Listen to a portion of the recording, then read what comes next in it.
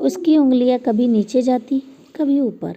मैंने उसके हाथ को रोकने की कोशिश की पर रोक नहीं पाई। कमरे में सिर्फ मेरी धड़कनें गूंज रही थी।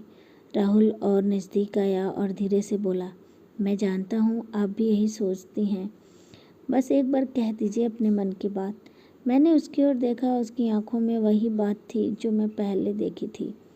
मैं कुछ नहीं बोली, बस मैं मुस्कुरा के चली गई। उसने टेबल पर बैठकर मेरी उंगलियां उसके हाथ से टकराई और मुझे लगा जैसे बिजली। मैंने धीरे से कहा, राहुल। उसने हंसते हुए जवाब दिया, बस भाभी जी, अब समझ गया। कमरे की हवा नर्म थी और दरवाज़ा नॉक था। मेरे पति बाहर ऑफिस में थे, मैं और राहुल घर पे ही थे और बात कर रहे थे। राहुल ने मेरी आंखों में सीधे देखा और जैसे वो कुछ कहना चाहता हो। मैं चुप थी, बस अपने हाथों को देखती रही। उसने धीरे से कहा, भाभी जी, आप कुछ बोलती क्यों नहीं? आपके चेहरे पे सब साफ दिख रहा है कि आप ज़रूर कुछ मुझसे छुपाना चाह रही हैं, मतलब कि कहना चाह रही हैं पर कह नहीं पा रही हैं। मैं खुद को काबू नहीं कर पाई अपनी बात कहने से। वह धीरे से और करीब आया और उसने अपनी आंखों से मेरी ओर देखते हुए पूछा, भाभी बताइए क्या बात है? मैंने कहा, कुछ नहीं राहुल।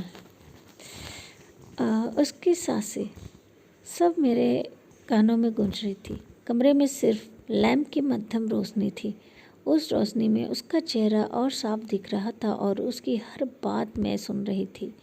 जब उसने दोनों हाथों में मेरा फ़ोन पकड़ा तो मेरे फ़ोन में लाइट चल गया। मैंने धीरे से कहा, राहुल, और उसने बिना रुके जवाब दिया, बस भाभी जी, मैं अब तो आपके लिए ही आपकी बातें सुनने के लिए आया हूँ। मुझे लगा उसका हाथ। उसने किचन में जाकर मेरे लिए एक गिलास पानी लाया और बोला, ये लो, पहले आप पानी पी लो और फिर बताओ, आपके मन में जो भी बात है आप मुझसे बोल दो। राहुल ने धीरे से कहा, भाभी जी, आपके पति तो अभी ऑफिस में हैं और उनको आने में अभी 1-2 घंटे लगेंगे। आप बस आज की शाम डिनर बना दो और हम साथ में बैठ के ही खाना खाएंगे। मैंने कहा, ठीक है। समय थमता जा रहा था, दरवाज़ा बंद था, घर शांत था और मैं और राहुल बातें कर रहे थे। उस बातों में एक अलग ही एहसास थी। मैंने हंसकर बस इतना कहा, तुम रुकने वाले नहीं हो क्या घर पे? मैं रुकने वाली नहीं, उसने सीधे जवाब दिया। फिर भाभी, आज तो मैं रुकूंगा ही और